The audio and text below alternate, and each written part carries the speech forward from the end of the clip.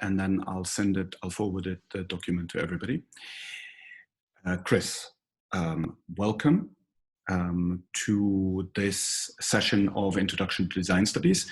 I know from our correspondence that you've already looked at the syllabus very kindly, so you know the focus on visual narratives.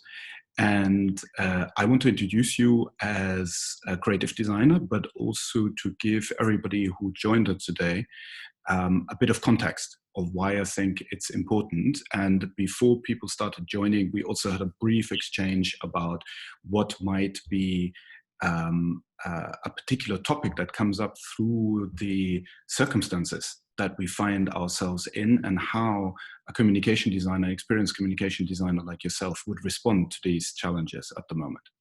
So if I may, and I'm looking across at my notes, if I may introduce Chris before he begins his lecture, Satan's Lawyer, is to say that Chris is trained as a communication designer. He got his MA from Pratt here in New York. And about 12 years ago, I think, probably a bit longer, correct me if I'm wrong, Chris, you joined together with Prem Krishnamurthy a group of designers, like-minded designers, called Project. And Project was an innovative communication design agency. And in around 2018, I think, you separated and you formed together with Prem the company Workshop. And Workshop is now the main base from which you operate. And I think the name Workshop is very indicative, I assume, of not just the ethos that you have as designers, but also the approach to communicating and designing. Because I know from Prem's and your activity that it's very much about public communication, public engagement. And I also know that you, at Project, but also at Workshop, you have these regular team meetings that are not about business, but very much about exchanging ideas. And I've heard, and unfortunately I wasn't able to join on Sundays, but I heard that you're running what in 19th century France you probably would have called a literary salon, where you meet on Sunday afternoons. I think it's Berlin time often, because Prem is in Berlin, in Germany. These kinds of group get-togethers where you discuss, you have artists, invited artists to give presentations, you screen films, you discuss texts, and so on and so forth. And this kind of communal spirit, if I understand it correctly, and you can talk more about this, and I'm sure your lecture will make this clear, also informs your approach in the way in which you work together as a team, the transparency that you apply both to your business, but also to your communication with clients, and to the form of communication designs that you favor. And to those who are interested in following not just the workshop link that we gave, the link to Chris's company, but also maybe to projects. A couple of things I could mention, maybe Chris can add to them.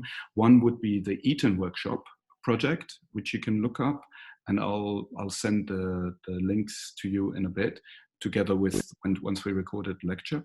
And also the web platform that Chris Prem and his team did for the ICA in Boston for Art in the Age of Internet, which is to me, a very productive way of marrying form and contents. So Chris's outlook and ethos and working methods very much is based on communal exchange. And I think this is something, together with social engagement, that is also very, very dear to the New School. And indeed, Chris has taught and lectured at the New School before. So, short introduction, and I'd like to hand over to Chris to begin his lectures on the Satan's Lawyer. Thank you, Ulrich. That's a very great introduction, and again, thanks everyone for coming. I'm excited to share some of my work and my idea and my thoughts on design with you today. I think to address quickly to Ulrich's point about the ethos or the methodology of the studio workshop. Yes, the name very much kind of explain or try to define how we work.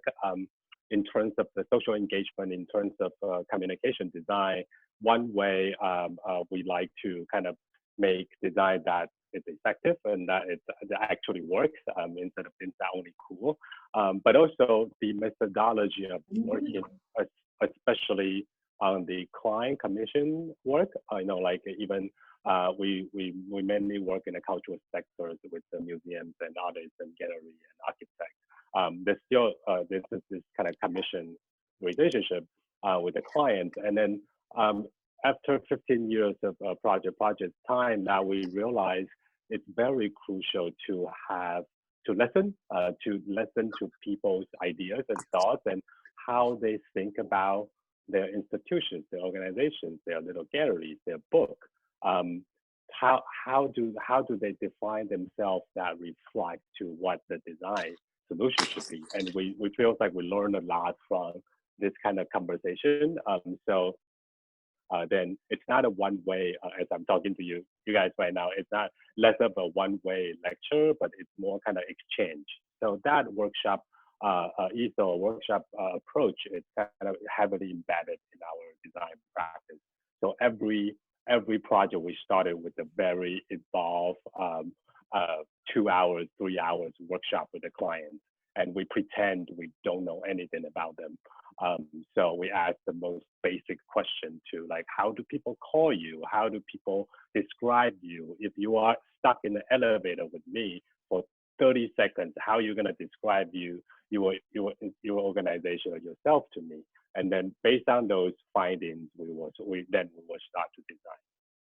So that's kind of addressed on that. I think it's somewhat unique to our practice.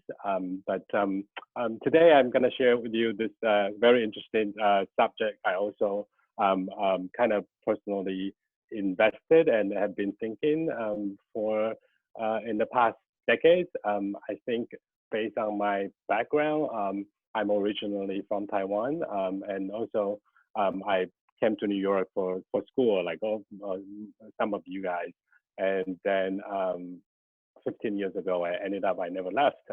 So my English is my second language.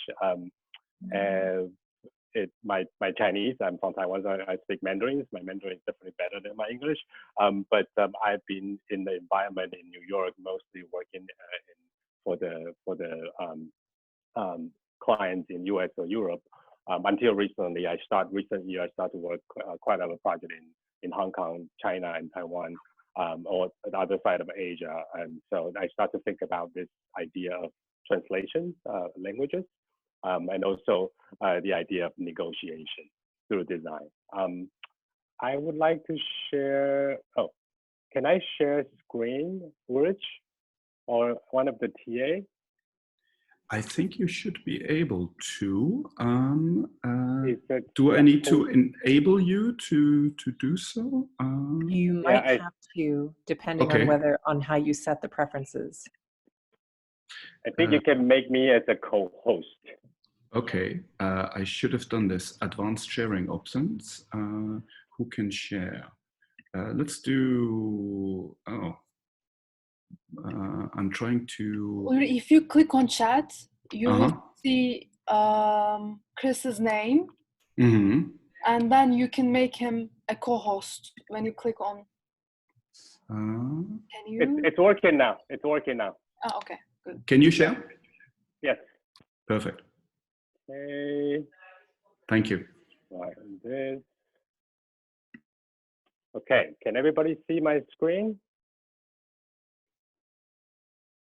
Ulrich, can you see my screen? Yes? Okay, great. I see a lot of thumb up. Awesome. Okay, so as previous announced by Ulrich, today's lecture, I titled it as Satan's Lawyers and the Emperor's Giraffe. Kind of interesting topic, I hope. But mainly, as I said, I want to talk about translation and negotiation through design. So let's go to my my lecture poster, Satan's Lawyer. So to a caveat before we get in, I am not Satan's lawyer. It's not about a judicial, it's not celestial talk. This is not this talk is about. And also I I'm not a linguistic, or I'm not a major in literature. I haven't done a thorough research in translations or languages.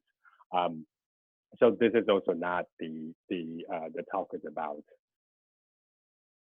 I am a designer, as by now you guys should have known. So this is a quick selection of the work we have done in the past, I would say 12 to 13 years.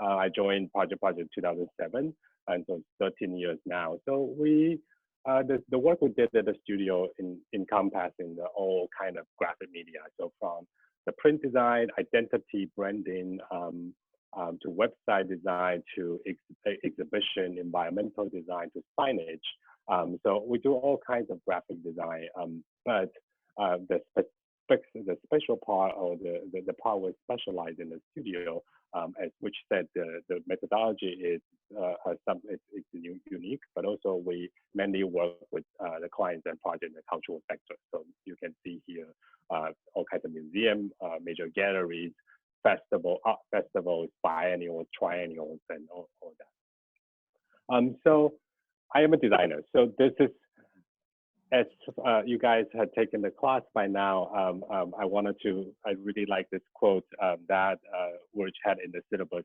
It's design. It's a set of activities and actions for which idea is taken up by a separate process and realized in a specific form and material via very specific technique. I think it's a really good way to kind of capture what design is, or the design as an action or activity. But I also argue that design also relates a lot about the translation and negotiation. So translation not only talking about translating between languages, but also translating the content. So what we usually do is every morning you pull out your phone, like we all do, you see a globe. And either you're on your iPhone or you're on your Huawei phone in China, even you are on iOS or you're looking at WeChat. It's a globe. But only the difference is the center of the globe. So in the United States, you are looking at the beautiful continent, and in WeChat, the center of the globe seems to start at a different point. But designers putting in these images, and it's trying to translate a vision, a geographic location, and sort of nationalism or kind of different ideology. But also, we designers also translate the content in a more complex way. So here is a book I designed in 2015 called A Journal of the Plague Year, which is very relevant right now this time. So it's a collective of essays and writings and ephemeral materials in response to the society, how they face the epidemic, and that kind of has some sort of political impulse, or like people's trust being reshuffled and redefined by this kind of pandemic event. So here you can see, like designer does on the book design point, we set the title of this size, we set the footnote order, we set the body text in a wider column, so you know what is the text to read, what's the text to look at it, and what is the text, the hierarchy between the content. So it that you can see this little caption for the images. And this is the artwork included in the book, and you might notice now the artwork is a green background, which is usually a no for most of our institutions, because artwork should be shown in a white background and the most kind of neutral environment. But here, the designer and myself is trying to make a point that by creating, not only formatting the content, translating the content into different hierarchy of different sizes, but also I embedded some sort of meaning, or some sort of device there to tell you this is a book about pandemic, it's about plague. So this is in fact affected sickness. Another example here, another book for Guggenheim Museum, that we designed a book within the book. So you can see here you can see my mouse, like the book within the book, that little paperback, that's the commissioned short story that the curators and the museum commissioned to be included in the art catalog. So you can see this is a book within a book. So we're creating this kind of devices, this mechanisms, like to guide the readers, you to see, to kind of identify which different type of content and like kind of help you to understand the content better. And so in some way, I think this is a sort of one form of a translation. Okay, but then we go back to what is Satan's Lawyer. This is the movie, 1997, called Devil's Advocate. It's screening around the 5 different globes. I'm gonna play a little bit about this.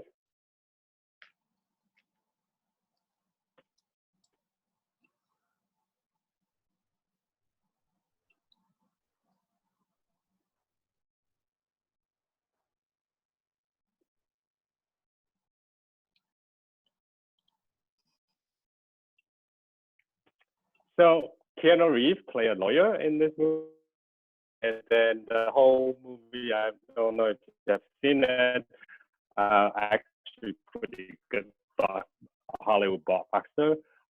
So he dramatic cinema. But then we know when people say, "Let me play devil's advocate." When people say that, you know what that means.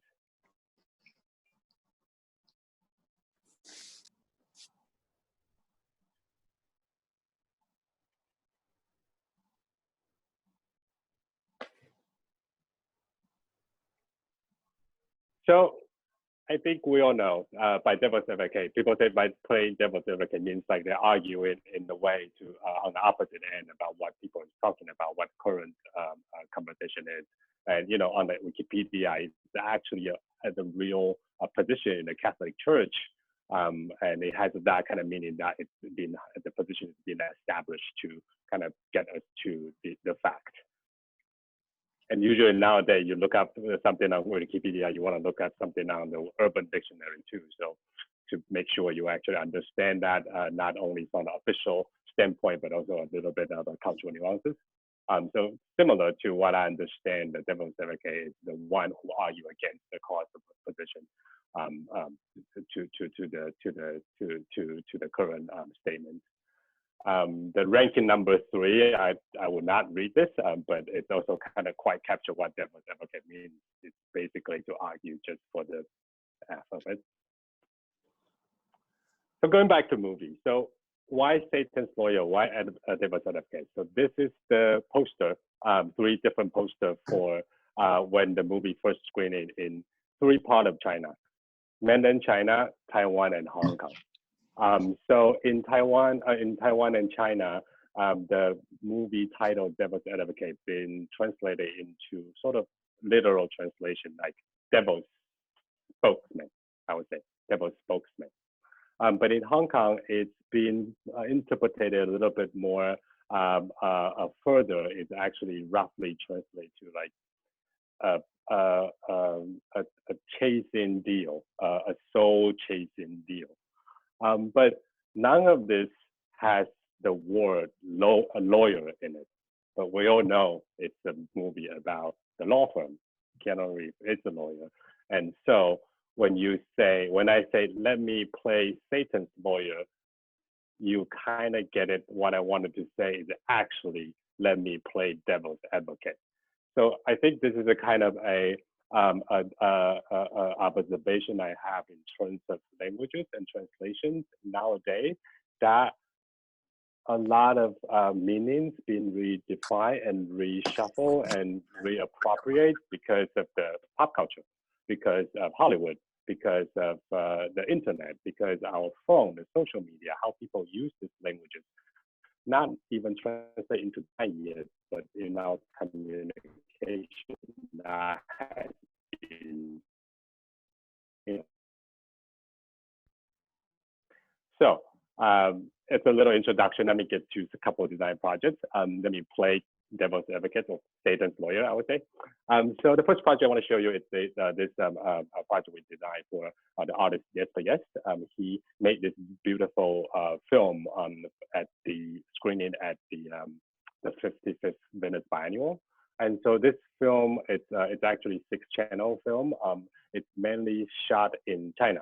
And so in the middle of China, there's this newly built town, has all this apartment building that looks like Paris, like the whole city looks like Paris. But also there's a replica of Eiffel Tower. It's like a small size of replica of Eiffel Tower in China. And so you can see throughout the film, there's this kind of French African actors. They are riding their scooters. They're wandering around in this town that looks like Europe, but also with different kind of people, the local people and these actors, and also with the Eiffel Tower in the back. And so our project is commissioned by the Danish government, the art department, that to design the exhibition graphic, but also a communication campaign to promote this film and this Yes for Yes in the Venice Biennial. And so we were thinking, what can we do? We are graphic designers, and then how can we best to portray this film, this artwork, by kind of capture all this disorienting, nuanced meanings. And so we start with the idea of looking at the Eiffel Tower, because the movie, it's the tower, the Eiffel Tower, the replica of Eiffel Tower is ever presented in the movie, in the film.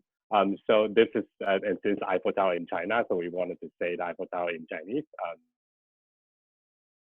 It's called Eiffel Tower. So it's a phonetic translation of Eiffel Tower into Chinese. And so we've been looking at this and don't know what can we do about it. So one of my designers who doesn't speak Chinese and doesn't have any background language about Chinese character, he kind of say, I think the first letter of Eiffel Tower's I in Chinese, it kind of look like Eiffel Tower upside down. So like he's like, oh, that the little base and then the pointed part is like upside down Eiffel Tower. And we were like, well, that's an interesting observation, and it makes no sense, but we think it's a good starting point. So at the end, we turn the actual Chinese letter for Eiffel Tower's I, upside down. So that means the Eiffel Tower is back, its own shape. And then we take that form, that letter form, and design a different kind of, add different kind of languages, different kind of formal move, something a little bit more sharp, something a little bit more curvy. And we designed this 6 different mystical symbols. So it is a Chinese character, but being put it upside down, it become a fictional characters that people who speak Chinese who would not be able to recognize immediately, and for people who doesn't speak Chinese or doesn't understand the languages, it looks like some weird alien symbol. So we put this symbol on a poster and then send it to 5 different cities around the world. While Jesper's work is screening and showing in Venice, these posters are becoming the communication campaign, become another layer of artwork around the world. So this is in New York. So it's catching the bikers' attention. This is in Copenhagen. And I don't know if you can see, like the old man doesn't seem to be very pleased. This is what he had in Hong Kong. So each city gets its own poster basically, but some cities, they didn't really follow the rules of the designer given. They just put up the poster they like. So otherwise, each city has its own symbol. This is in Paris. And by now you probably start to wonder like how today all the metropolitan city around the world look so much alike. You can't even tell which one is which. They all look kind of with the same environment, even without a Starbucks or McDonald's. But I always remember this one. This is being put out, and a poster being put out in Shanghai, because you can see the one on the far left, which I think people who put on the poster deliberately turn it back and says it should be this way. That's not right. So it's kind of funny that like we in this case or this project, I think I'm trying to establish a point that like deception could be utilized through a design project. You can make a fictional character out of something and trying to kind of deceiving, trying to create this deceiving atmosphere. But it will somewhat, you create a complex code, but it somewhat will be decoded by the people who will be able to crack the code. And so it's quite interesting to think about this in terms of the translation and the design. The second project I want to show you is about this exhibition we designed in Hong Kong. So this is for N+ Museum, which you're seeing a beautiful rendering here, designed by Swiss architect Forghanifar, a famous architect who designed numerous museums and art institutions around the world.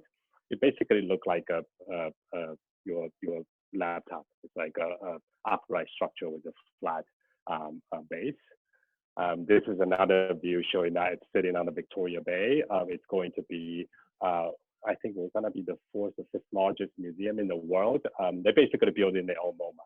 That's what it's doing. Like they have their own ink art collection, of course, but also they have the architecture and design collection. They have media art collections, and they have kind of different wings in the museum. And the museum is due to open this year, actually. Not sure if it's still going to happen, but this is how it currently right now. The last 2 images I show you with the renderings. This is the current condition. The vertical part being almost halfway done. And so this is back in 2015. The museum came to us to commission us to design an exhibition called the Building N+. They want to put out an exhibition about the architecture collections the museum has. So they have drawings and models and ephemeras and books about architecture within Asia, also around the globe. But also they wanted to use this exhibition to communicate to the public in Hong Kong and China this new building is coming. And so interesting challenge to think about Hong Kong as an international city, and while building a world-class, I would say, a large-scale museum that's speaking to the globe, to the world. So we started with something Swiss as a graphic design. This is something we always look at. And so on the right, you see the Josef Müller-Brockmann, the kind of orthodoxical Swiss typographer, type designer, designer that doing the kind of very pure Swiss composition. On the left, you can see this is Wolfgang Weingart. This is being called as a new wave Swiss designer, that he tried to revolutionize or challenge the older generation of Swiss designers. So he has used a lot of this kind of strong visual language that has like still screen, dual tone images with borders and graphic devices, and he even uses serif typeface that the Swiss designer usually don't do. So looking from this, because this José de Miro also a Swiss architect, so looking at this. But also, since it's in Hong Kong, will be bilingual exhibition, English and Chinese, and so we're looking at like the Chinese, classical Chinese usually goes horizontal. I think everybody sort of aware of this. Like it's actually reading, the orientation of reading is different than the Western language. But you can see on the top right, in the earlier century, when China started to get this Western influences, start to read the literatures or newspapers that brought by priests at that time. They start to kind of take up this kind of horizontal way of reading, horizontal orientation of the text. But it actually has already existed in 5,000 years of literature history. So you can see the bottom part, that's a diagram, it's a poem that you can read in any different orientations. You can read from number 1 to number 2, 3, 4, or you can read it reverse. You can even jump from 1 to 4 to 3 to 2. It still makes sense, and that's like the fundamental of Chinese language, that characters and words is actually being put together based on the context instead of a sequence. So you can pick up the meaning, and when you read in a different orientation, it could mean different things. And so, like this Swiss typography, Swiss architects making a giant museum in Hong Kong, what can we do? So we're thinking about like taking these two kind of inspirations from this multiple orientation of reading of Chinese, but also on the right-hand side, you can see the kind of very kind of sparsely organic floating Swiss typography. Then we create a visual, a poster from there.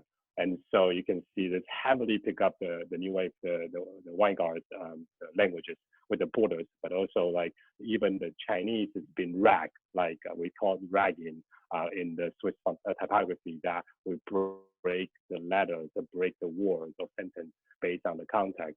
And so it's like a mashup of a translation and between two different languages and cultures, and then for different audiences.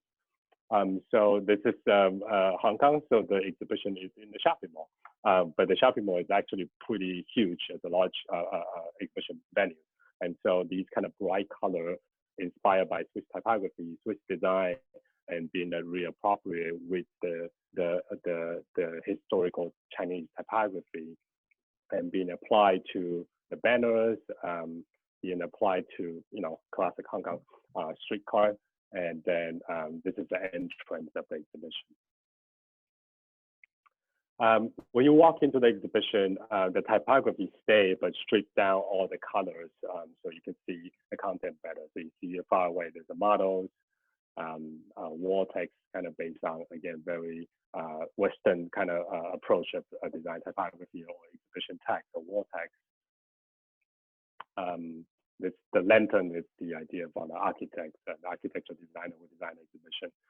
So some devices to categorize the objects that have been exhibited. And there's daily tours around the venue that people, public, come to the exhibition to see the collection, the architecture collection, also the model of the new museum upcoming in 7 years at that time. So we also designed the catalog. The catalog is actually not your traditional book form. It's actually a whole bunch of postcards. And so within the exhibition, you can pick up these postcards and make your own catalog, put it into this folders. So this is the front of the folders, and this is the back of the folders. It folds into like almost like a book with a spine, but inside you can collect all these cards, have a significant object, exhibit object in there. So something to think about as a playground city like Hong Kong, and I think New York or Paris, or like the metropolitan, the big city around the world has this kind of start to get in more and more exposed of different cultures and different languages. It's really, really interesting playground for a designer, communication designer, to think about how do you deal with multiple languages and multiple cultural nuances, to not just create a striking form, but also to be able to be understood by the viewers. So the next project I want to take you to is another project that came after the M+ project, or maybe a few years after. So a lot of major galleries based in New York or based in Europe or starting in Europe, they have trying to enter the Chinese market. So they have opened their gallery space in Hong Kong. And so this is 2 years ago, this new building called H Queen housed total of 9 international galleries. So David Duin from New York, based in New York, is one of them. It took up 2 floors in that building. So people know our studio know how to do Chinese English bilingual design. So being introduced by friends and colleagues, and then they came to us.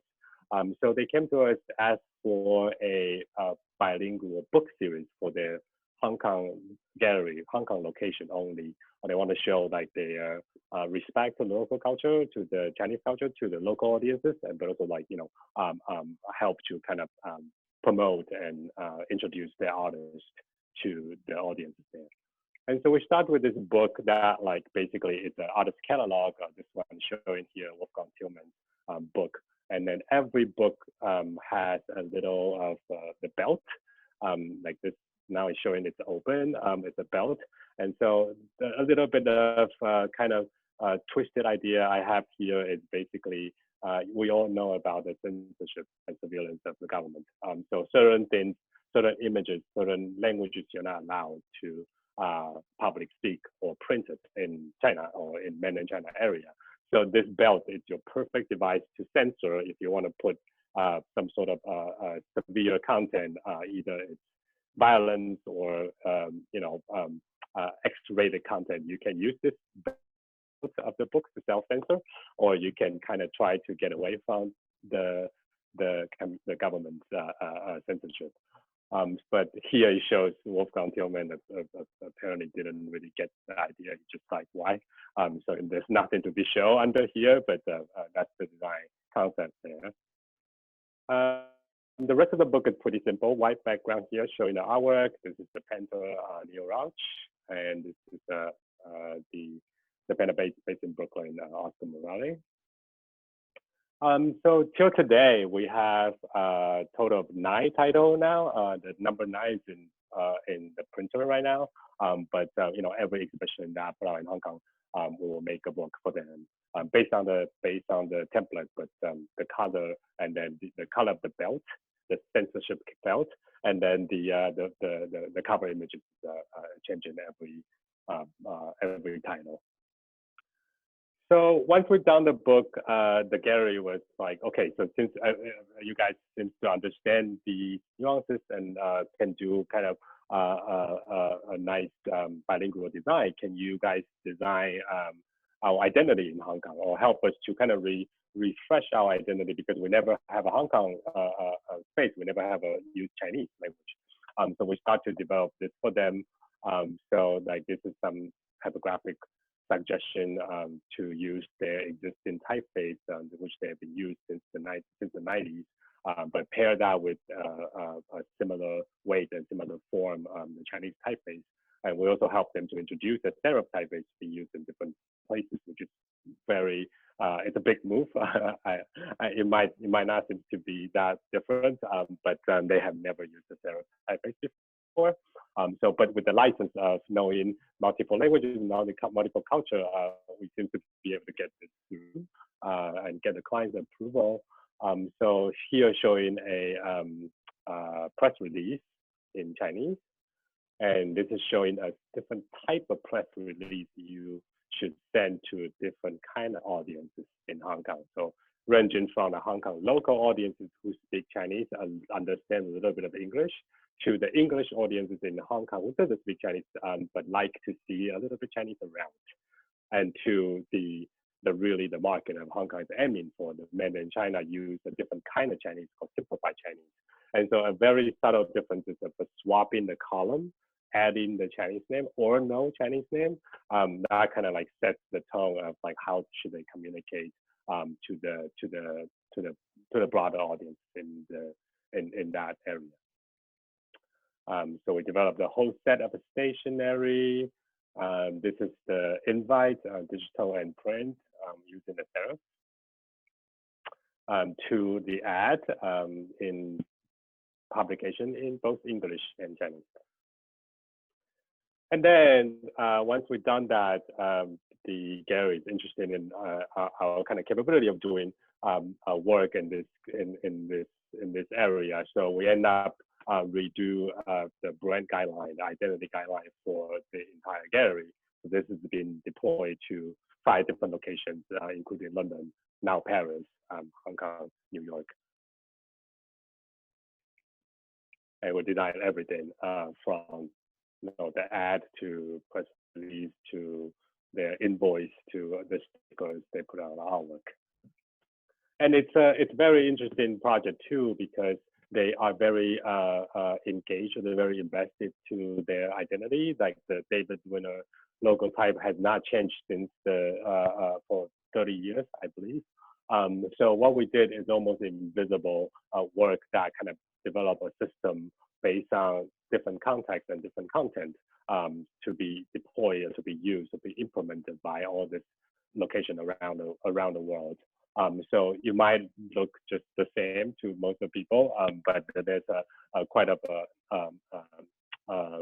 efforts being put in terms of develop the guidelines and then how to use, even to the extent of what kind of paper you should use to, different location you will have a different paper sources you can find, but we made a parameter that you can use this kind of paper, don't use this kind of paper. So like this is an example I would like to say that when the beginning that especially for myself as a designer based in New York, also kind of trying to convert myself or trying to learn.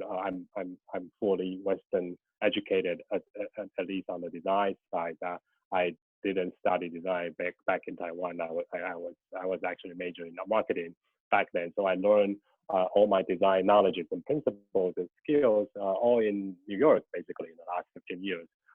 And then I started to have an opportunity to use my design something with my original languages I speak, but I try to apply that the Western rules to the Chinese language. But on the other hand, I kind of bounce back to how can we use the Chinese language in the Western way, but also influence or affect the clients in the West to think about how these things can all actually relate to each other. Okay, so last project we're going to show you. Oh, sorry, one more thing about doing it. So recently we did, we continue to work with them after the guideline, and I don't know if you guys are in New York City, you know this blockbuster exhibition. They have more than 100,000 visitors to visit this Yayoi Kusama's exhibition last November. The waiting time, average waiting time is 3.5 hours. So we designed kind of a graphic identity for the exhibition based on the title, and also the identity being implemented into all these golden tickets, and that's become the most wanted item because you have this ticket, you get it quicker than other people. So like that's also thinking about like the continuing relationship with the client and how does that our kind of our work involved with a mega gallery or a hyper commercial situation that could actually resemble in many different perspectives and many different locations. The last project I want to show you is I want to end with another book project. This is this is in New York and for Guggenheim Museum. The exhibition opened in 2018 called One Hand Clapping, and so this is the last exhibition of the 3 exhibition in the series that they kind of showcase the contemporary Chinese artists. So this is Samsung Yang's work, a sound installation in the museum. Here you're seeing Tao Fei's work, which is she did this very interesting film tracing the delivery people or delivery workers for JD.com, which is the equivalent of Chinese Amazon. And also a performance artist, Lin. It's funny. It's fun, very funny stuff that he dropped a basketball from the roof, the rotunda of the Guggenheim Museum with the drone you've seen. And he had he made a VR piece with the NBA star Jeremy Lin Sanity a few years back. And so if you go into that VR virtual situation, you'll see Jeremy Lin talking to you in that. And he also did a performance. He rolled down literally rolling down the Guggenheim Museum. And so it's like this total of 6 artists featured in the exhibition.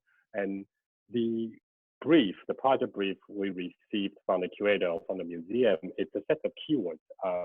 The curator said, this is the keyword I gave to these artists for them to make a new work for this exhibition. I'm gonna give you the same keywords for you to think about how to design the book for us, the catalog for us. So basically what the premises of the exhibition is think about what is future in relation to China, like in relation to a foreign country. What is future? It's future usually is foreign, but what is happened in a foreign country can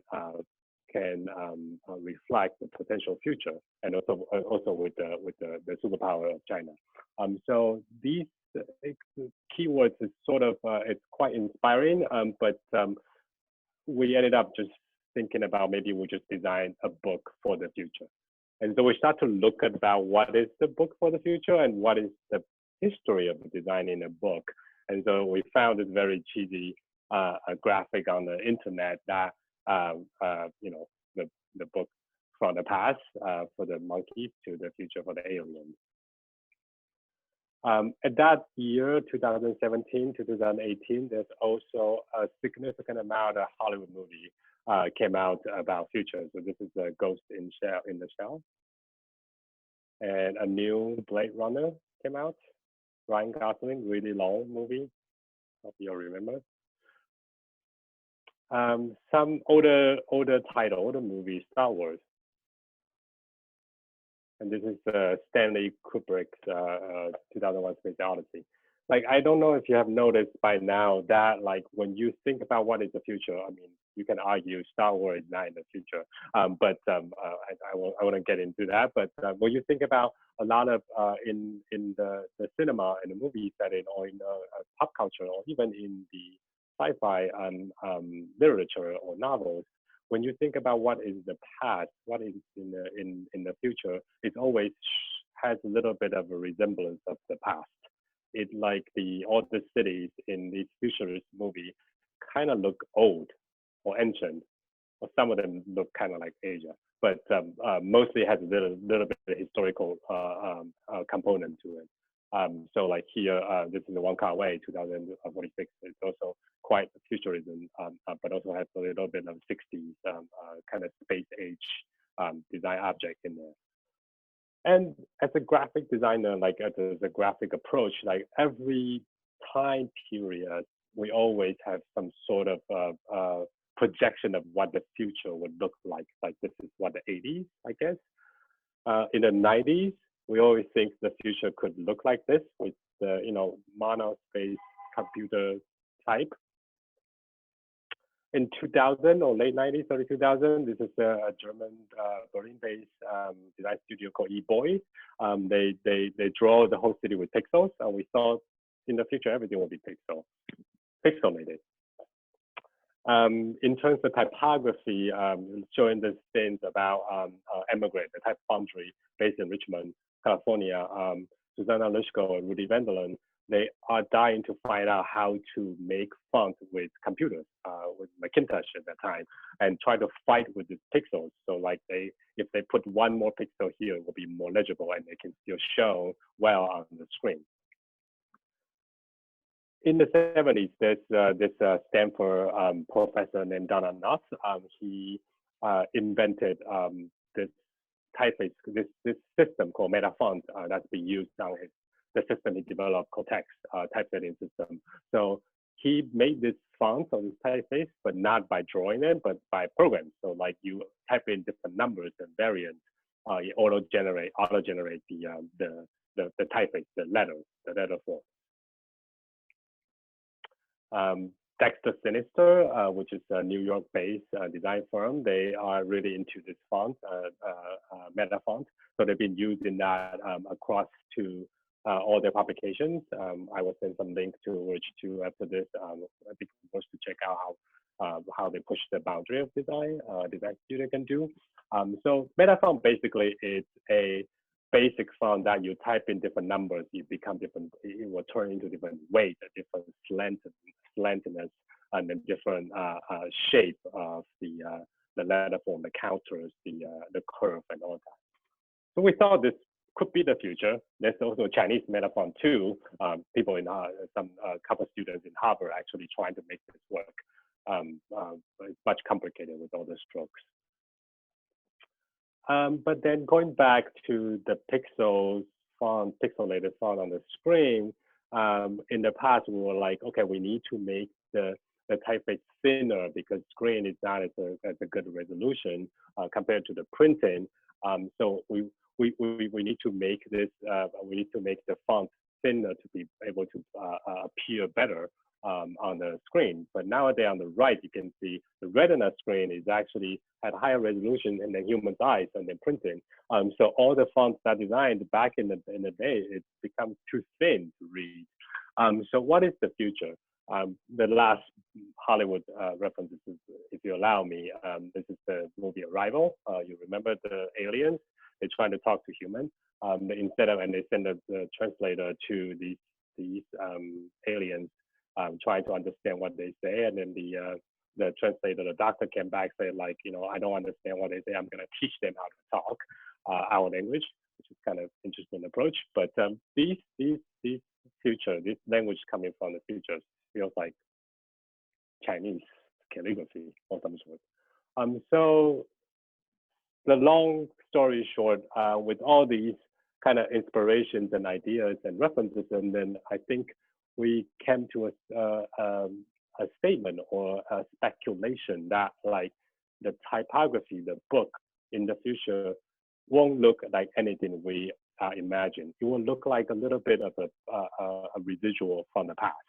So here it's the fundamental, the typographic system. So you can see this mashup of pixel font, serif font, sans serif font that look like meta font, but also not quite, all kind of been matched together in both languages. So this typography being used in the title and the text and even the captions.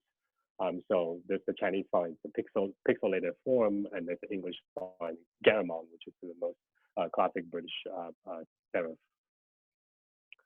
So here's the book. So the book also, not only the typography is sort of our speculation of the future, also the book design kind of trying to take on that approach and that kind of speculation that the essay page being formatted clearly and precisely, but when there is different kind of content, so this is showing a poem written in Chinese, we will set it in the vertical way. This is a artist journal. The artist in the show, he submitted a journal. So we are kind of basically putting his journal like little stickers on top of the artwork. This is the artist who dropped a basketball from the roof of the museum that he just submitted some sketches. So we just put it this way. There's some renderings he made in Photoshop. Another poem that is originally written on the internet. So we put a little bit of a white background on the text. Another artist's contribution and another artist who made this fictional instrument. So like every page, there's not really a page template like the fundamental, the traditional book design, but instead, every page or every square or every artist being treated differently. It's almost like it's like another layer of speculation about bookmaking in the future. It's like we were still gonna make book in the way we're making, but we just have to make it. We just have more flexibility to change the format and the system, the structure. Okay, so for different projects, I tried to kind of use my experience and then the design approach and ideas to kind of pull the thread about what how the design as activities that related to many different kind of aspects. So this is the book cover, which is being requested as you need to look as flashy as possible. So we use this kind of chromatic paper that it's reflecting yourself and look hyper future. And this is the most direct future reference we will. So these are like the 4 design projects I'm trying to pull in today. I want to end the presentation with this Emperor's Giraffe, which is something I've been striving or trying to get more materials and research So this is 1414. So 15th century. This emperor Yongle, Ming Dynasty emperor, he got this gift from the king of Bengal. It's a giraffe, like a living walking giraffe. So nobody in China have ever seen something like this. It's just a giraffe. I'm gonna zoom in a little bit for you because it's a zoom. So it's a giraffe being sent to the Chinese emperor from Bengal, the king of Bengal. But why the giraffe? So it's because this thing called Qilin, or this guy. So this is Qilin. It's widely portrayed in the Chinese literature. It's a combination of 4 different animals. He has the head of a dragon, the feet of a horse, a body of a deer, and then the tail of a pig. And then a lot of different interpretation being added to this fictional animal that nobody ever seen it because it hasn't existed. So there are a total of 5 paintings of this emperor's giraffe in the world that are being shown now. This one is in the Metropolitan Museum. Sadly, we can't go there now to see it. It's not in the best condition, but you can see a similar painting with the first one I showed you. It's a giraffe that being sent to the Chinese emperor.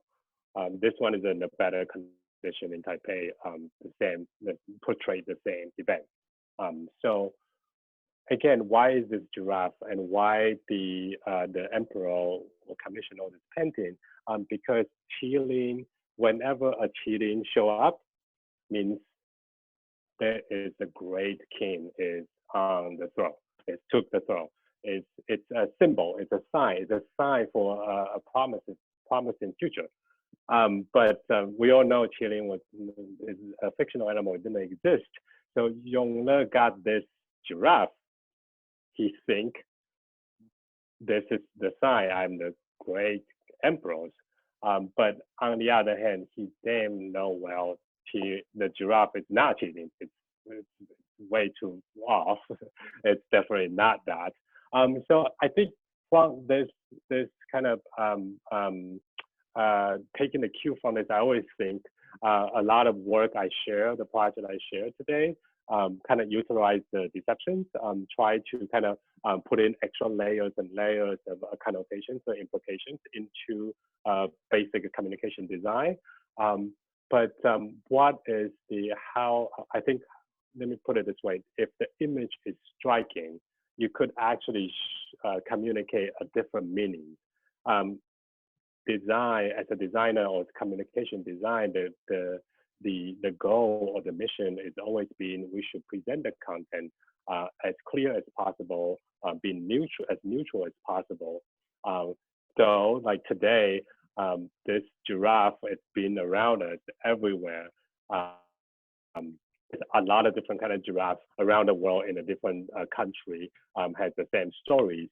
And so like, how do we think about communication design today, or design in general? Kind of what is the boundary of the design can push, and also what is the how would I say, how do you think about what is the orthodox or classical design missions in a way that how can we utilize the power of image and even the power of deception to communicate something that originally we could communicate with a very simple form or very clear plain form. And that's something I keep thinking in terms of many different perspectives. And what is the giraffe? It's the designer giraffe, it's the client giraffe, and I am the giraffe. So I would like to end my lecture here with this slide.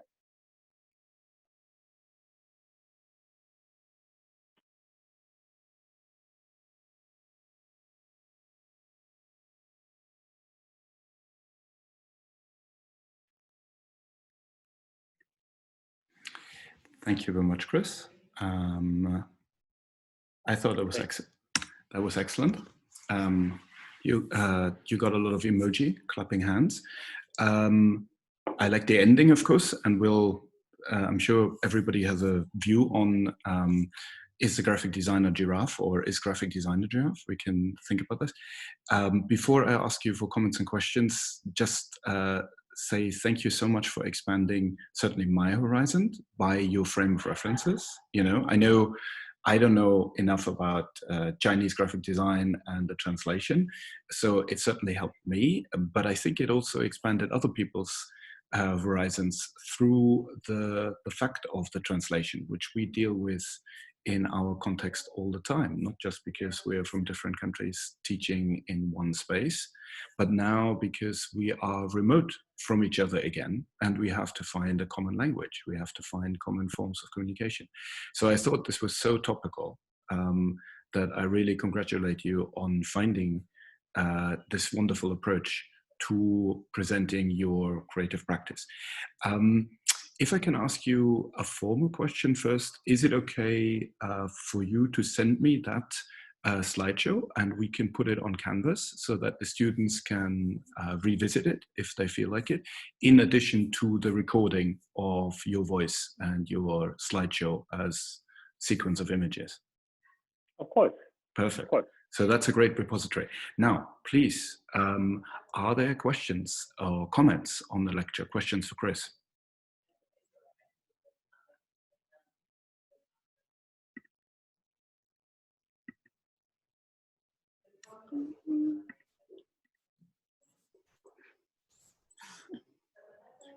Yes, please speak up.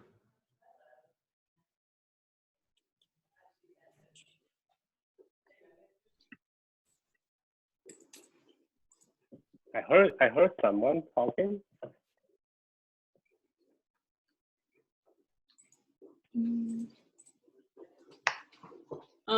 Sorry, I don't really have like a formal question, but I am like familiar with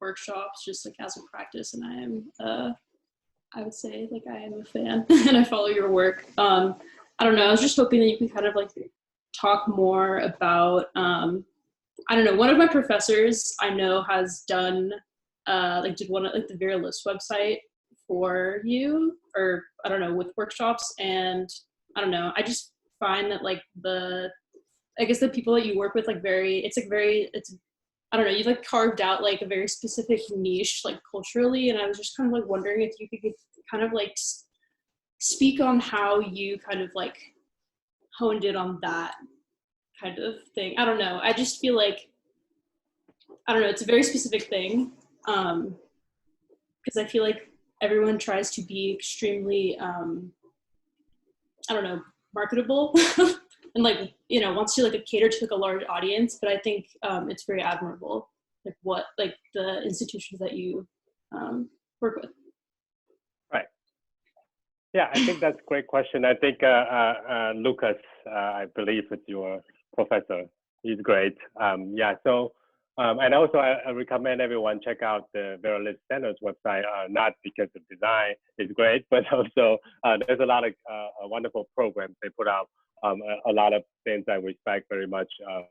They have been kind of put themselves in the front and center of the relationship between art and politics, which is I think it's interesting. And also, since you brought up Aaron, right? Okay, so since you brought up, I think it's also a very good example of what we are experiencing like live right now, because we have been working on that website for I would say total of 3 years, since 2018 or maybe even earlier 17, and it's been it's been quite a long process, and we launched the website right before the lockdown, and then it all started to become a very useful tool for them to post updates, also send out the newsletters, and also they have I was in there one of the dance party they put up together on the Zoom. So I think that again, sorry, that's another topic, but I think we should.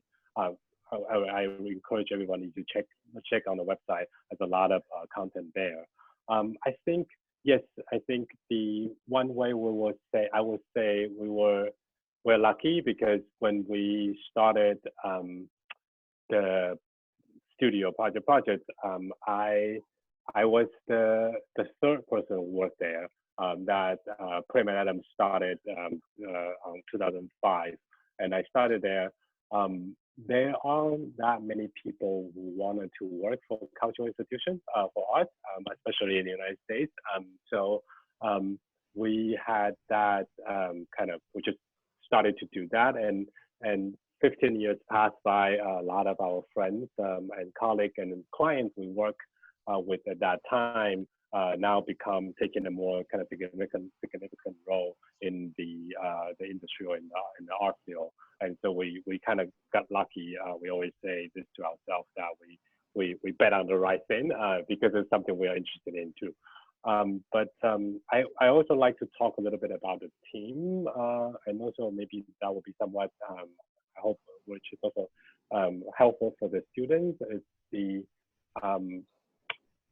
how do you get a job? How do you get into a design practice, and what kind of design practice you wanted to be part of or work with, or how do you select, look at the design? I feel like to us, it's always about the diversity of the team and the different perspectives that people can bring to the team. Like Lucas, for example, I know he teaches digital design in Parsons, and then I think he asked you guys to create your own social network at the class, which is a very kind of innovative way of thinking about what to do in terms of digital design. And that's something that I myself will never be able to do. I don't have that kind of sensibility on the digital realm.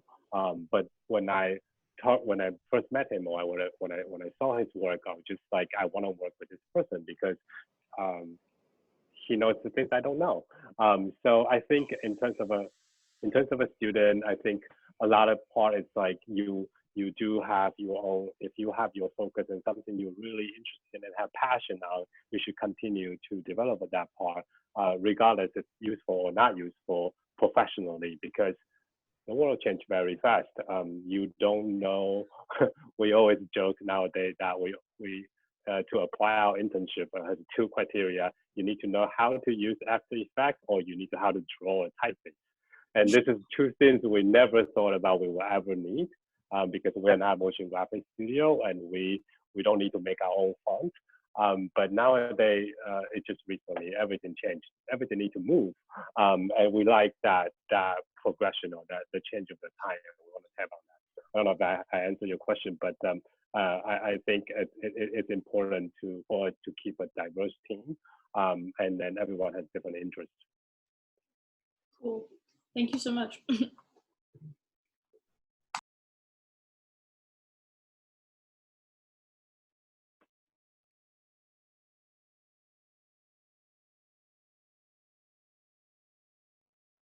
Anyone else?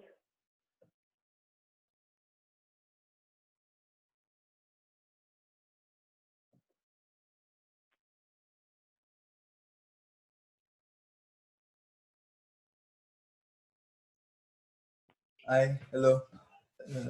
I have a question about so this word of like graphic design and typography being a really word connected to the internet and therefore like a very fast and keep changing world. How do you, because like let's say in product design, once you make something, then you have to wait for a certain type of like time because of the process to end, and then your product to start spreading and becomes like this image. But in graphic design, I guess you're creating the image right away without waiting for that time to happen. Like, of course there is a process, but it's very immediate, I believe. So how do you keep renovating yourself, or like how do you fit yourself into this graphic world which keeps changing? I know it's a very broad question. I don't know how to make it more personal to you. Every time I think about graphic design, I think about like, it goes on the internet and it's already there. So you feel like this maybe satisfaction already that is already there. And then I guess people interchange ideas too, because, I would see like maybe one of your graphic and I'm inspired by it and I will make this other graphic. And then, yeah, how do you keep your brain focused on who you are and what you practice? Very good question. I will share my personal experience and then and also how we do this in the studio. So Ulrich in the studio, which mentioned this in the beginning, that we have a weekly workshop between our staff. And so we use this time, it's 1 hour. We used to order lunch, and we used to get cookies and coffee and things. Usually it's on Wednesday or Thursday, we change sometimes. And now we do it virtually. Every Wednesday we have a virtual workshop where we try to think about what's the future of this world after the pandemic. And so during this workshop, we do a couple of different things.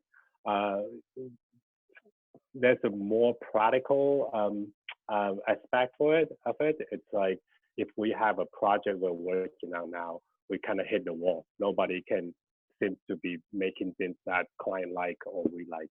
So we just spend that 1 hour, we all sit together and then make the design together. Or we bring the design we make to the workshop and then critique practical aspect of it. But the other, the majority part of the exhibition, the workshop we usually do is basically a show and tell. So we assign a designer, or we assign 2 designers at the same time, just like, tell me what's happening this week. You see, like what you saw this week that's really good and cool and special. Then share that with everyone. And we only have one rule, that they need to make presentation in keynote. They need to present it to us, even if it's 3 pages or 5 pages. But like, you show us what's going on, what you see is cool. So that kind of process we kind of try to crowdsourcing. It sounds a very dated word now, but it's like you get a group of people. Even now we're a smaller team, 5, 6 people only, but you will be surprised that like people you sitting next to it every day, you go to work every day sitting next to it, they actually have a very different world than your world is. And so that's one way with the studio, kind of try to keep things refreshing and looking at different things. For myself, I am more a pluralist. I look at a lot of stuff. From books, art, to the galleries, the museum, but also Instagram. Like I'm on Instagram all the time, and I have all this collections that mostly it's critique, mostly like, please don't do this kind of design. I'll share with my designers. I will have all this collections in my Instagram account that it says like, please, no, not this and not that. So just look at as many things as possible, as many images, designs, art, movies, everything, as much as your brain or your mind can take until you are tired. Then it won't be immediately useful to you. Don't get frustrated for this, but you will all come back to you at a certain point. I think that's what I know how to, at least that's how my mind works.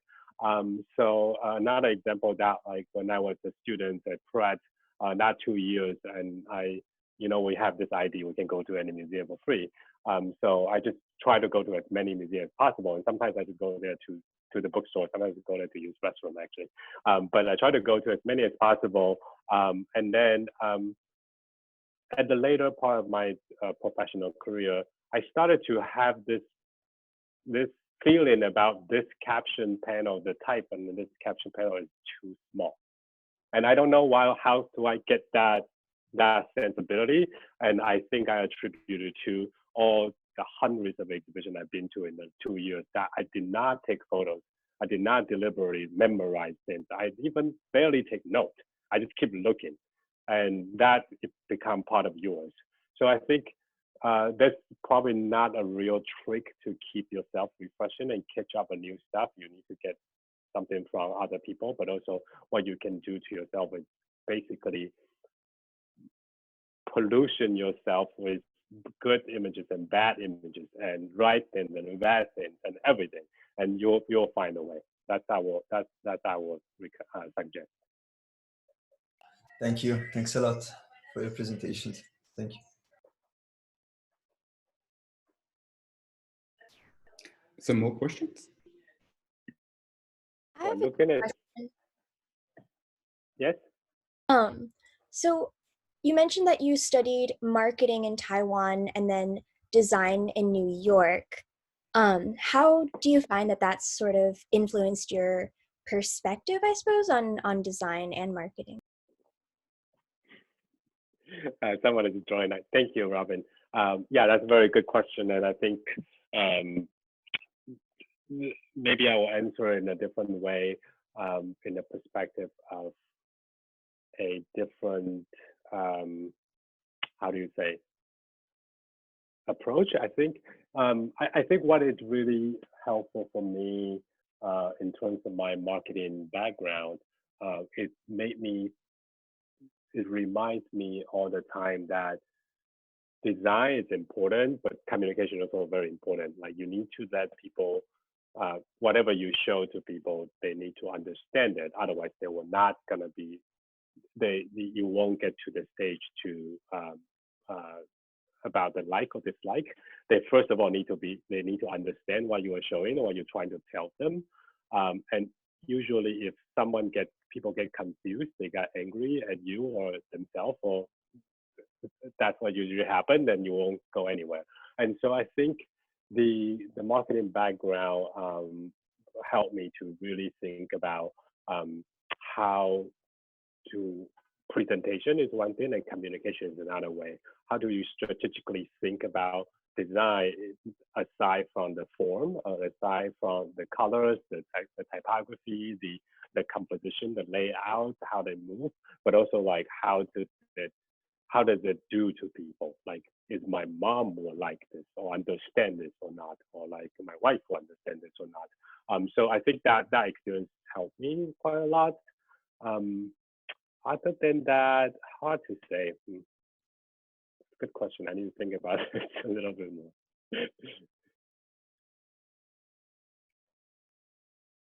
Thank you, Robin. Thank you.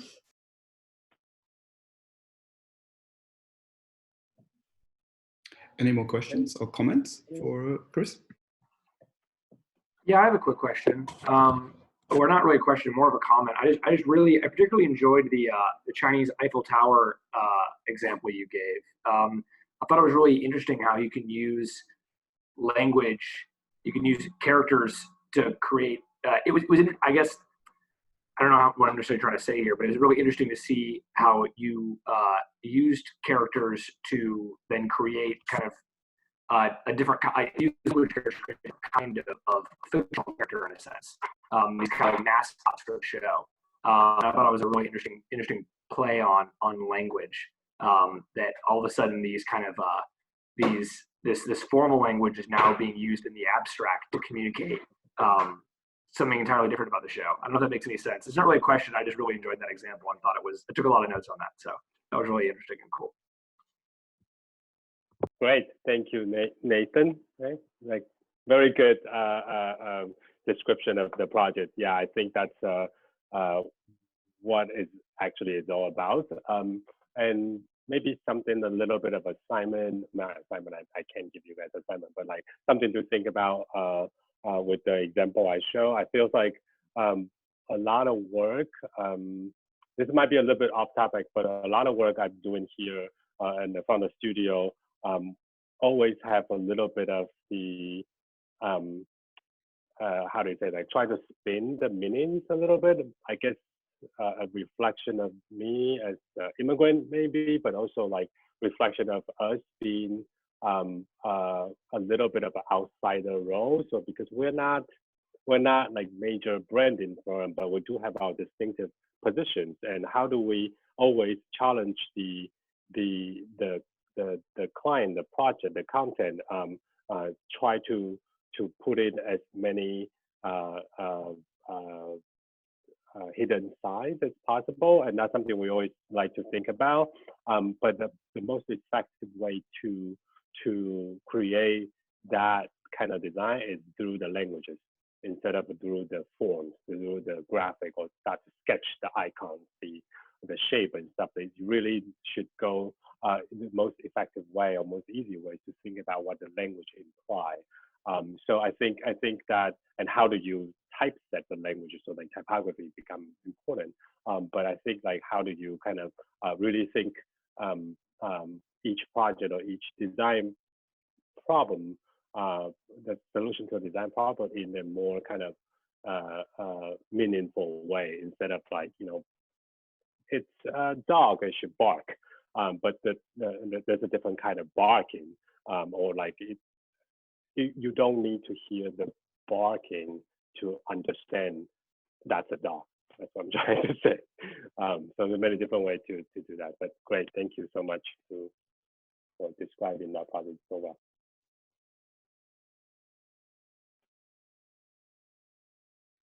Anyone else?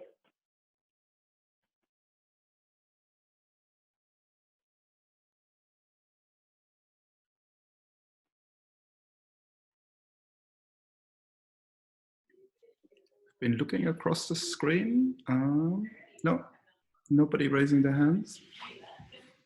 Question? Can I maybe ask something?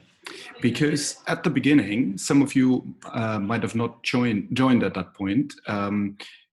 I was telling Chris that I just came out of a meeting where we discussed ways of profiting from the challenges that the situation presented to us poses. And one of the things we were thinking is about future learning, of course. And you were talking about the future book. You were talking about future communication by implication. And my question was, how much are you able to realize concepts like the future book by finding new ways in talking to the clients or the people who commission you? Because I was struck by the freedom that you seem to enjoy with M+, and the openness in which your concept for the poster moved into the exhibition design. There seemed to be a real coalescence. And then you were talking about designing the future of the book, yet you seem to indicate that you were given a set of keywords in advance by the curators. And it felt that, and although you said, well, we took the keywords and then we put them aside maybe, but there seemed to be a lot of constraint. So how much do you think is of your work is trying to find new forms of communication with clients and commissioning body before you can actually go to a project? Wow, okay, very good question, Ulrich. I think for the two examples you mentioned, for example, the M+, that project is something that is really a great learning experience for me, myself. I was excited about that commission, and I saw, even I'm from Taiwan, I've always loved Hong Kong, and finally I got to work on a project in Hong Kong. That's basically the very first or second project that I get to use Chinese. But every step of the presentation has a lot of challenge and difficulties, and there are local designers in Hong Kong wrote article openly criticizing our design that you just saw. They specifically criticizing the way we break the Chinese type, because in Chinese all the type is justified, because every character is the same width, so they all justify. It's a bad habit. It's just a lazy habit. Excuse me saying that. Yeah, there's people. The public this feels a little bit of threatened or maybe offended that like the local museum hired someone from New York. Even I'm actually not necessarily from New York. And then on the institution side, working with the museum, there was a lot of pulling teeth at the end. There's one, of course, the curators and then the curatorial team are very understanding, and then they completely get it, the sort of revolution we're trying to do. But when you get to the education department, they get to the development department, the other part of the museum, it will be like, people cannot read this. This color is too bright. I think at the end I pull out the poker card that's like, well, it's Chinese New Year, so this bright color is great. And so like that kind of gets through that. And then in the exhibition, now everything's stripped off to be monochrome instead of the colorful still screen effect. That was a really difficult battle. I don't even remember how we won that one at the end. So the freedom in terms of I'm glad you pick up on that, which was like if it's a client commission project, it's not your self-initiated project, the freedom or as you have very little control of what you can do. Actually, you need to find the room to do that. But I want to answer your question by doing this. So the Guggenheim book project, that's a very interesting thing. So like the way I managed the project and presented the project, it's also quite different, because when we got the brief, I was just saying, okay, so this is we're gonna make a book in the future. So we're gonna make it differently. We were going to change the way you guys work. So just so you guys know, the museum, they usually they plan a book or they plan a project a year ahead, and they will have all these deadlines and very meticulously planned out spreadsheet about this date is the deadline to have the text, this day is the text to the designer, this day is all that. And I was like, I told them that this project, let's try, just give me a chance, let's try, and let's not do that at all. You gave me the content of the material as the latest day as possible. And all I will show you is the typography. This is the typography. And then the size, because the book format, it's been fixed. That has to be similar from the previous two books. Other than that, we are going to do a sort of just-in-time workshop. As soon as you have all the material come in, we start to design every pages without having a template. And then the presentation, I would like to have everyone attend the presentation, not only the curators and editors, but I think the director was there for one presentation too. And so everyone, you have opinions and observations and comments and feedback directly flagged right now, and we can change it.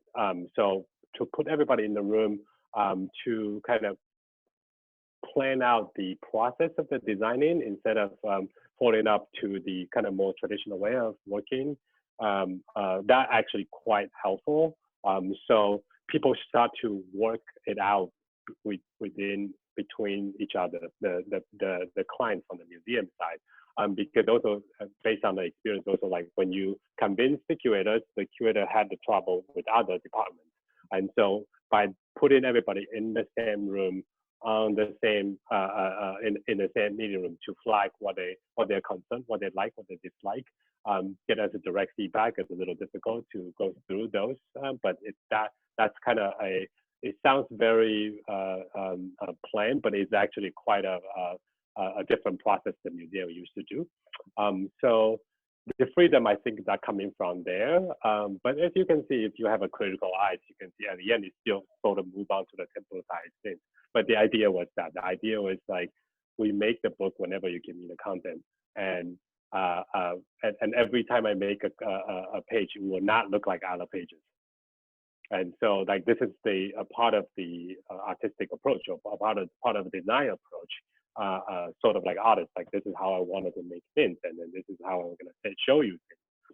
And then they are pretty respectful and understanding on that.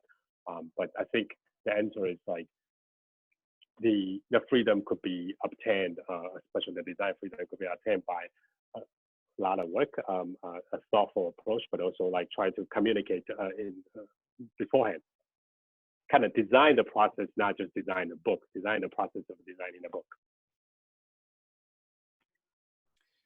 Thank you, Chris. For me, that mattered, and I'm very grateful for your answer, because this is something that I struggle with, and I assume my TAs as colleagues and the students also struggle with.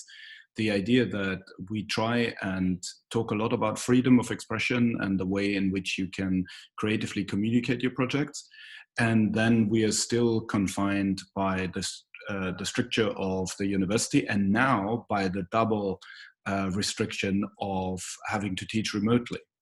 And so I want to take that opportunity that you talked about the freedom and the way in which you try and organize the communication to call on the students, because we were just being asked to think about what the student evaluation questionnaires could look like, that there will certainly be an element in there where you can leave a comment.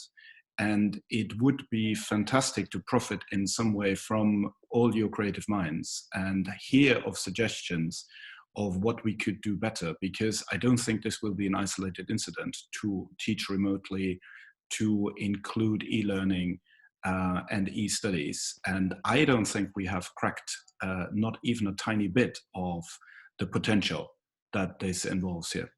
So I am very grateful that you allowed us through your presentation to think about the business of communication design and identity making and branding as you did, but also maybe in a wider way to think about translation, to think about space and place and how to bridge it through different forms of communication and learning.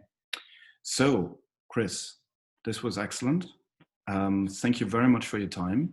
And thank you to all of you who attended the lecture.